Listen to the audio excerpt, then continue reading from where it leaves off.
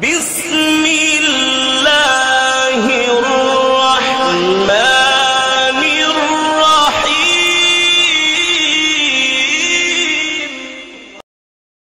بسم اللہ الرحمن الرحیم۔ خواتین کے گھروں میں اعتکاف سے متعلق مسائل میں انشاءاللہ آج مختصر الفاظ میں بیان کروں گا، کیونکہ اعتکاف شروع ہونے والا ہے تو خیال ہوا کہ اس بارے میں کچھ اہم مسائل بیان کر دیے جائیں۔ سب سے پہلے تو یہ بڑا اختلافی مسئلہ چلتا ہے کہ خواتین کے لیے گھر میں اعتکاف کرنا جائز بھی ہے یا نہیں ہے، تو اس اختلاف کو بھی میں بہت ہی مختصر انداز میں بیان کروں گا۔ بہت سے فقہا کے نزدیک خواتین کے لیے گھر میں اعتکاف جائز نہیں ہے، اور ان کی دلیل قرآن کی یہ آیت ہے وَأَنْتُمْ عَاكِفُونَ فِي الْمَسَاجِدِ کہ قرآن مسجدوں میں اعتکاف کا تذکرہ کرتا ہے، اور رسول اللہ صلی اللہ علیہ وسلم نے بھی ہمیشہ مسجد نبوی ہی میں اعتکاف کیا ہے، تو اور اس بارے میں ہمیں کوئی دلیل الگ سے نہیں ملتی کہ عورت جو ہے وہ گھر میں اعتکاف کرے گی اور مسجد میں اعتکاف اس کے لیے جائز نہیں ہے، ایسی کوئی دلیل نہیں ملتی۔ تو اس بیس پہ بہت سے فقہا اس طرف گئے ہیں کہ عورت کے لیے گھر میں اعتکاف کرنا جائز نہیں ہے، اور یہ بھی ایک مضبوط مذہب ہے، اس کو بالکل کالعدم قرار دینا ٹھیک نہیں ہے۔ لیکن حنفیہ اس طرف گئے ہیں کہ عورت کے لیے مسجد میں اعتکاف اگر وہ کرے گی ہو تو جائے گا، لیکن مکروہ ہے، ناپسندیدہ ہے، اور جو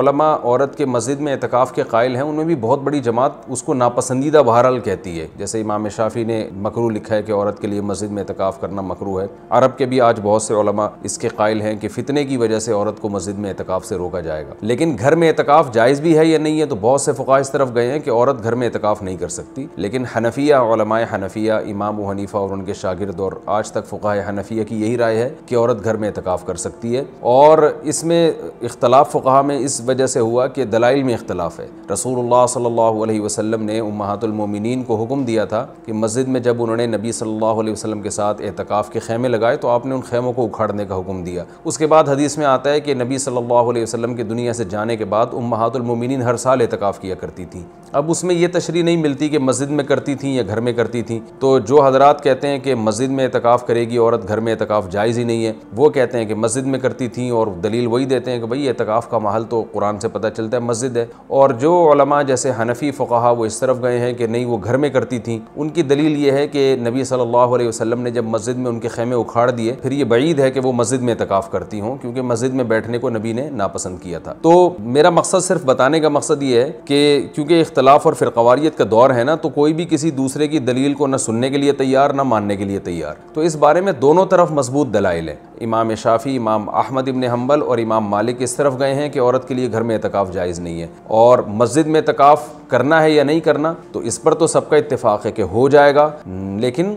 مکروہ ہے، ناپسندیدہ ہے، زیادہ تر علماء کی یہی رائے ہے۔ اور گھر میں اعتکاف ہوگا یا نہیں ہوگا تو تینوں ائمہ کی رائے ہے کہ گھر میں اعتکاف عورت کے لیے جائز نہیں ہے، لیکن امام حنیفہ کی رائے ہے کہ جائز ہے۔ تو اختلافی مسئلہ ہے فقہا میں، اور جب مجتہدین میں کسی مسئلے میں اختلاف ہو جائے اور نصوص سے ہمیں کسی ایک طرف یقینی دلائل نہ مل رہے ہوں تو اس میں اعتدال کا راستہ ہی اختیار کرنا چاہیے۔ آپ کسی بھی رائے کو فالو کریں، مگر دوسرے کو یہ نہ کہیں کہ یہ قرآن و سنت سے بالکل 100% متصادم ہے، یہ نہیں کہا جا سکتا۔ عبداللہ بن عباس سے مروی ہے کہ آپ نے گھر میں اعتکاف کو بدعت قرار دیا ہے، تو اس میں بھی یہ واضح نہیں ہے کہ عورت کے لیے بھی گھر میں اعتکاف کو بدعت قرار دیا، کیونکہ وجہ اس کی یہ تھی کہ بعض تابعین عورت کے لیے گھر میں اعتکاف کو جائز سمجھتے تھے، تو عین ممکن ہے کہ عبداللہ بن عباس کا مقصد ان لوگوں پہ رد کرنا ہو کہ جن لوگوں نے مردوں کے لیے گھر میں اعتکاف کو جائز کر دیا، ان کے عمل کو بدعت قرار دے رہے ہو۔ بہرحال مختصر میں جو خلاصہ میری بحث کا یہی ہے کہ دونوں طرف دلائل ہیں، اور دونوں طرف کسی بھی رائے کو آپ ایسے نہیں کہہ سکتے کہ بس یہی عین قرآن و سنت ہے اور باقی سراسر گمراہی ہے۔ کسی بھی کی بھی کوئی رائے ہو، کسی کی وہ اپنی رائے کو بیان کر سکتا ہے۔ تو ہمارے ہاں بر صغیر میں چونکہ فقہ حنفی کو فالو کیا جاتا ہے، تو اس لیے خواتین گھر میں بہت بڑی تعداد میں اعتکاف کرتی ہیں، تو اس لیے میں نے سوچا کہ میں گھر میں جو خواتین اعتکاف کریں گی ان کے مسائل میں بیان کر دوں، کیونکہ بہت زیادہ اس بارے میں سوالات پوچھے جاتے ہیں۔ جو خواتین گھر میں اعتکاف کریں گی وہ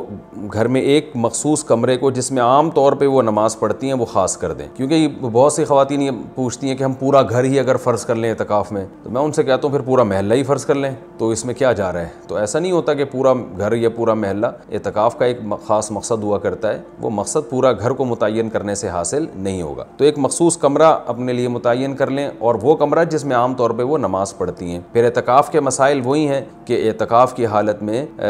بلا ضرورت شدیدہ اس جگہ سے باہر نہیں جا سکتی۔ جو انسان کے ضروری حاجات ہیں ان کے لیے جا سکتی ہیں، قضائے حاجت کے لیے کمرے سے باہر نکل سکتی ہیں، کھانا لینے کے لیے جیسے کھانا پہنچانے والا کوئی نہیں ہے تو کھانا لینے کے لیے بھی جا سکتی ہیں، اگر کھانا پکانے والا کوئی نہ ہو یا ہو مگر وہ پکانے کے لیے تیار نہ ہو تو کھانا پکانے کے لیے کچن میں بھی جا سکتی ہیں، پکائیں اور واپس اپنے کمرے میں لا کے کھائیں۔ اس کمرے میں جو شادی شدہ خواتین ہیں وہ شوہر بھی آ سکتا ہے اس کمرے میں، لیکن وہ خود باہر نہیں جا سکتی، لیکن میاں بیوی کے جو ازدواجی تعلقات ہوتے ہیں وہ اعتکاف کے دوران بالکل ناجائز ہیں، ان سے اعتکاف ٹوٹ جائے گا۔ تو اور بھی کوئی محرم رشتہ دار وہ اس کمرے میں ان سے آ کے ملاقات کر سکتے ہیں، بات چیت کر سکتے ہیں، لیکن وہ بلا ضرورت شدیدہ اس کمرے سے باہر نہیں جا سکتی، کمرے میں رہنا پڑے گا ان کو، اور اس میں وہ بات چیت بھی کر سکتی ہیں، اپنا کوئی دنیا کا کام بھی کر سکتی ہیں، کوئی سلائی کڑھائی بھی کر سکتی ہیں۔ اصل میں اعتکاف نام ہوتا ہے اپنے آپ کو باؤنڈ کر لینے کا، تو اللہ کے لیے آپ نے اپنے آپ کو باؤنڈ کر لیا ہے۔ اصل حکم تو یہی ہے کہ مسجدوں میں باؤنڈ کیا جائے، لیکن میں نے بتایا کہ اختلافی مسئلہ ہے، اس میں بعض فقہاء اس کے قائل ہیں کہ مسجدوں میں جانا چونکہ فتنے کا سبب ہے، اب عورت کو اگر اعتکاف کی اجازت نہ دی جائے تو وہ ہمیشہ کے لیے اعتکاف سے محروم ہو جائے گی،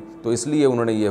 گنجائش دی ہے کہ وہ گھر میں اعتکاف کر سکتی ہے۔ تو اپنے آپ کو اس جگہ باؤنڈ کریں، زیادہ کوشش کریں کہ زیادہ سے زیادہ ٹائم ان کا عبادت میں گزرے، مجبوری کے تحت اس کمرے سے باہر نکلا جا سکتا ہے، اور اس کمرے میں کوئی بھی جا کے جو بھی محرم ہے ان کے پاس بیٹھ سکتا ہے، بات چیت کر سکتا ہے، بچے بھی آ سکتے ہیں وہاں پہ، ان بچوں کی کوئی خدمت کرنی ہو جیسے ان کو کھلانا ہو، ان کو پڑھانا ہو، وہ اس کمرے میں بیٹھ کے خواتین کر سکتی ہیں جو اعتکاف میں بیٹھی ہوئی ہیں۔ اچھا، روزہ اعتکاف کے ساتھ ضروری ہے، اگر روزہ ٹوٹ گیا تو اعتکاف بھی ٹوٹ جائے گا، اس لیے جن خواتین کو اعتکاف کے ایام میں مینسز آ جاتے ہیں تو ان کا روزہ بھی ٹوٹے گا، ساتھ ساتھ اعتکاف بھی ٹوٹ جائے گا۔ تو خواتین جب 10 دن کا اعتکاف کریں تو اس بات کا اہتمام کریں، ان کو اپنی تاریخیں معلوم ہو اور ان کو یہ اطمینان ہو کہ ان 10 دنوں میں وہ پاکی کے ایام میں رہیں گی، ان کو